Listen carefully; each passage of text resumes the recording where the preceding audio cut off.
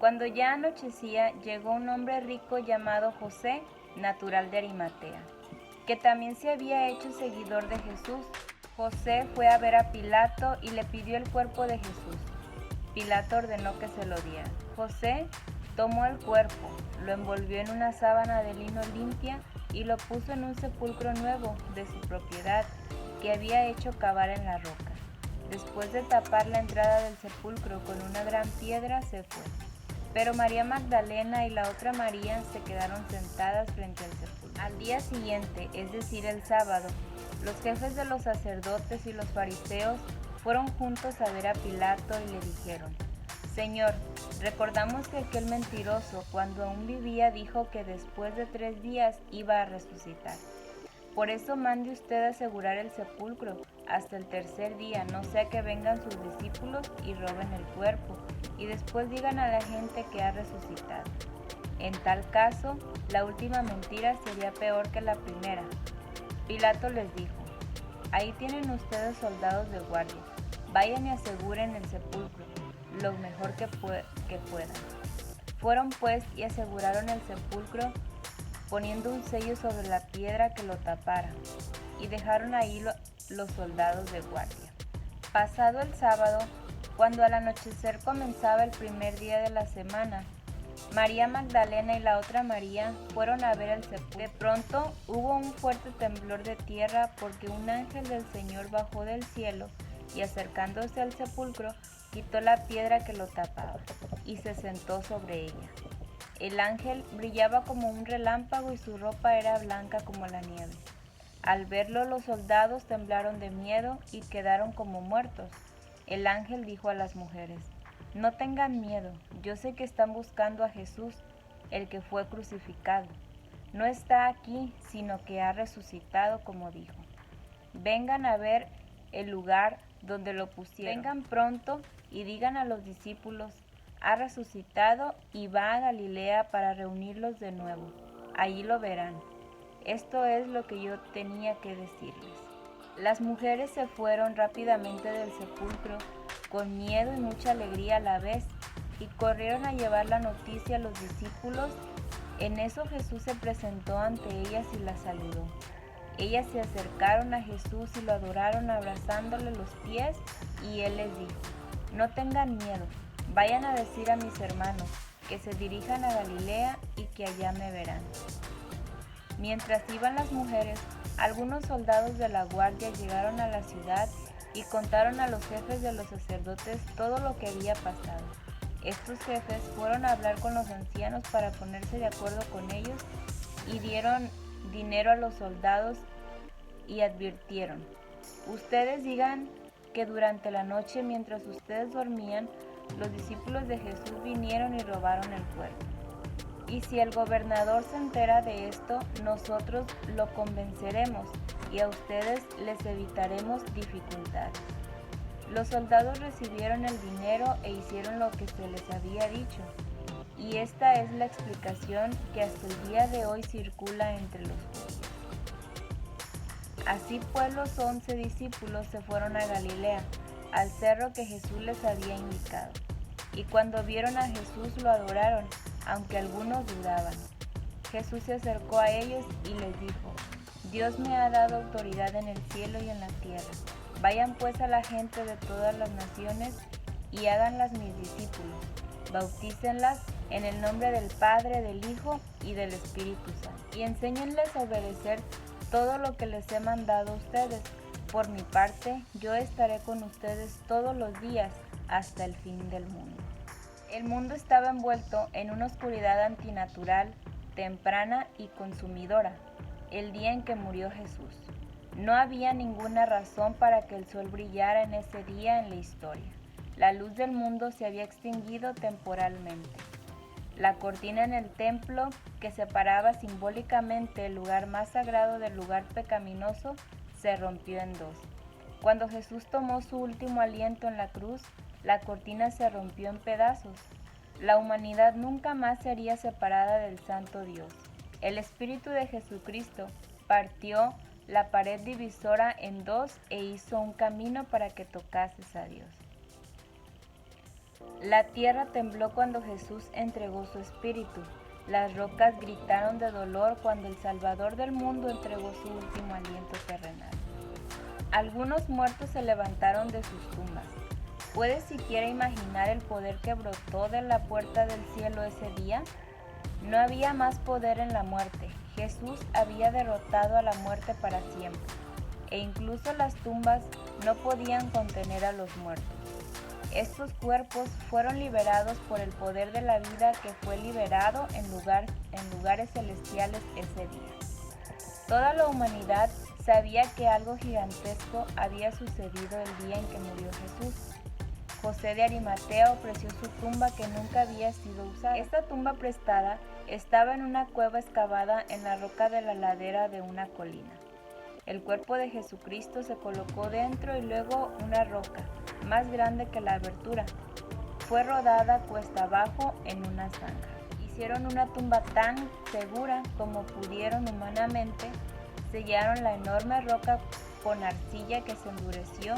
Jesús fue literalmente cementado en la tumba. Y luego pusieron un guardia para vigilar la tumba de Jesús. Hagan que esté tan seguro como sepan. Fueron las palabras de Pilato a los fariseos.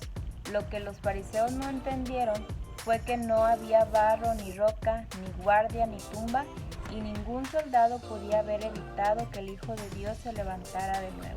Jesús estaba a punto de devolver su tumba prestada. Cuando las mujeres llegaron al antiguo cementerio en la madrugada del día de reposo, no fueron recibidas por una tumba fría y sellada, sino por una que se relajaba a la luz del sol de la mañana sobre la piedra que había sido removida. ¿Y cuáles fueron las palabras de este ángel? No tengan miedo. Viajemos hacia atrás en el tiempo unos 33 años antes de esta mañana de resurrección, cuando un ángel fue enviado del cielo para anunciar el nacimiento de Jesús. ¿Qué dijo este ángel? No tengan miedo. Cuando Dios llega a la escena de nuestra vida, Él viene a quitarnos todo temor. Jesús vivió y murió para lidiar con todos tus temores. Si estás atado por el miedo, libérate hoy mismo por el Salvador, quien no pudo ser retenido por la muerte.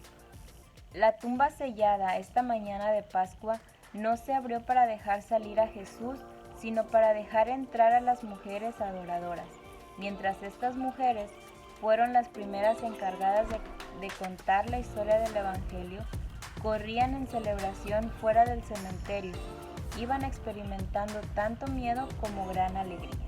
Siempre permite que tu alegría sea más grande que tu miedo. Nada en tu vida debe ser más fuerte que su alegría. La alegría que esas mujeres experimentaron en la mañana del sábado les hizo caer rostro a tierra en adoración. Algunos de los discípulos adoraron mientras que otros dudaron. Los discípulos tienen la misma decisión que tomar hoy. ¿Adorarás o dudarás? ¿Te pondrás rostro en suelo en adoración o te rendirás a tu miedo? El poder y la autoridad que anuncia la Pascua deben obligarnos a todos a ir y a ser discípulos. Una vez que te han contado, debes ir a contar. La voluntad de Dios para tu vida y para mi vida es hacer discípulos en nuestros mundos personales. La verdad final de la historia de la resurrección es que Él realmente está contigo. Él estará contigo en todas las mañanas. Nos han enviado la tarea más grande de toda la historia y estamos seguros en la presencia más grande que jamás haya vivido en el cielo o en la tierra. Bien, y así hemos terminado con nuestros devocionales de la Semana Santa, terminando en una gran alegría y gozo, ¿verdad? Como nos dice que estas mujeres recibieron esa noticia, tuvieron temor, pero ellas sabían que era una alegría saber que Jesús había resucitado, que Él los estaba esperando para seguir reuniéndose con Él, ¿verdad? Entonces es una alegría todos los días nosotros también poder despertar y saber que el Señor hizo esto por nosotros, saber que Jesús ya padeció por nosotros, que Él nos libró de los temores, que Él nos libró de las manos del enemigo. Entonces ve y vayamos, ¿verdad?, a ser discípulos, dice aquí, que es lo que el Señor nos ha encomendado. Entonces vamos, tú, yo y todos los hijos de Dios tenemos que ir y predicar lo que Él ha hecho en nuestra vida. Y así es como llegamos al final de nuestros devocionales. Espero que hayan sido de bendición para tu vida. Espero que haya sido para que leas más constantemente la palabra del Señor, hacer un hábito de ella, hacer un hábito de la oración. Además de los devocionales, quiero darte a conocer 7 verdades que Betsy Gómez nos ha permitido conocer en estos días. Ella escribió unas reflexiones para nosotros analizar y ver acerca de esto que el Señor hizo en nuestra vida, y quiero compartirlas contigo. Las 7 verdades son las siguientes. La primera verdad es que Jesús nos ofrece salvación. En Efesios 2 del 1 al 5 dice: y Él les dio vida a ustedes que estaban muertos en sus delitos y pecados, en los cuales anduvieron en otros tiempos según la corriente de este mundo, conforme el príncipe de la potestad del aire, el espíritu que ahora opera en los hijos de desobediencia. Entre ellos también todos nosotros, en otros tiempos vivíamos en las pasiones de nuestra carne, satisfaciendo los deseos de la carne y de la mente, y éramos por naturaleza hijos de ira, lo mismo que los demás. Pero Dios, que es rico en misericordia, por causa del gran amor con que nos amó, aun cuando estábamos muertos en nuestros delitos, nos dio vida juntamente con Cristo. Por gracia, ustedes han sido salvos. La segunda verdad es que Jesús nos ofrece redención, porque Él nos libró del dominio de las tinieblas y nos trasladó al reino de su Hijo amado, en quien tenemos redención, el perdón de los pecados. Él es la imagen del Dios invisible, el primogénito de toda la creación. Colosenses 1, 13 al 15. Verdad número 3. Jesús nos ofrece expiación. Porque hay un solo Dios y también un solo mediador entre Dios y los hombres, Cristo Jesús, hombre, quien se dio a sí mismo en rescate por todos, testimonio dado a su debido tiempo. Primera de Timoteo 2 del 5 al 6. Hebreos 9:12 dice: entró al lugar santísimo una vez para siempre, no por medio de la sangre de machos cabríos y de becerros, sino por medio de su propia sangre, obteniendo redención eterna. Verdad número 4. Jesús nos ofrece propiciación. Dios es juez justo y un Dios que se indigna cada día contra el impío. Salmos 7:11.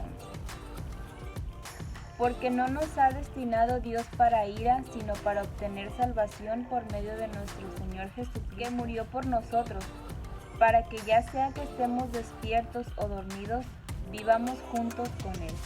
Primera de Tesalonicenses 5 del 9 al 10. Verdad número 5. Jesús nos ofrece adopción. En amor nos predestinó para adopción como hijos, para sí mediante Jesucristo, conforme a la buena intención de su voluntad, para alabanza de la gloria de su gracia, que gratuitamente ha impartido sobre nosotros en el amado. Efesios 1, 5 al 6. Pero a todos los que lo recibieron les dio derecho de llegar a ser hijos de Dios, es decir, a los que creen en su nombre. Juan 1:2. Por tanto ya no eres siervo, sino hijo, y si hijo, también heredero por medio de Dios. Gálatas 4:7. Verdad número 6. Jesús nos ofrece justificación. Pero ahora, aparte de la ley, la justicia de Dios ha sido manifestada, confirmada por la ley y los profetas. Esta justicia de Dios, por medio de la fe en Jesucristo, es para todos los que creen, porque no hay distinción, por cuanto todos pecaron y no alcanzan la gloria de Dios. Todos son justificados gratuitamente por su gracia, por medio de la redención que es de Cristo Jesús, a quien Dios exhibió públicamente como propiciación por su sangre a través de la fe, como demostración de su justicia, porque en su tolerancia Dios pasó por alto los pecados cometidos anteriormente para demostrar en ese tiempo su justicia, a fin de que Él sea justo y sea el que justifica al que tiene fe en Jesús. Romanos 3, del 21 al 26. Y verdad número 7. Jesús nos ofrece resurrección. Pero ahora Cristo ha resucitado de entre los muertos, primicia de los que durmieron, porque ya que la muerte entró por un hombre, también por un hombre vino la resurrección de los muertos. Porque así como en Adán todos mueren, también en Cristo todos serán vivificados, pero cada uno en su debido orden. Cristo, las primicias, luego los que son de Cristo en su venida. Primera de Corintios 15, 20 al 23. Realmente este tiempo de devocionales nos ha permitido mirar todo aquello, ¿verdad?, que el Señor aún tiene para nosotros, aún quiere enseñarnos a través de su palabra, ya que si no habíamos sido, ¿verdad?, esas personas que leen constantemente la palabra de Dios, entonces estamos todavía a tiempo de seguir buscando de Él, de seguir leyendo la Biblia y de encontrar todo aquello que el Señor quiere hablarnos. Y gracias una vez más por seguirnos en estos devocionales. Ya estaremos, ¿verdad?, subiendo los que siguen, así que sigue leyendo la Biblia, sigue esforzándote para el Señor, sigue buscando de Él, abre tu corazón a lo que Él quiere hablarte y búscalo, ¿verdad? Dice su palabra, estar quietos y conocer que yo soy Dios. Entonces, busquemos de Él y mantengamos nuestra mirada siempre fija en Él. Que Dios te bendiga, gracias por estar aquí. Bendiciones.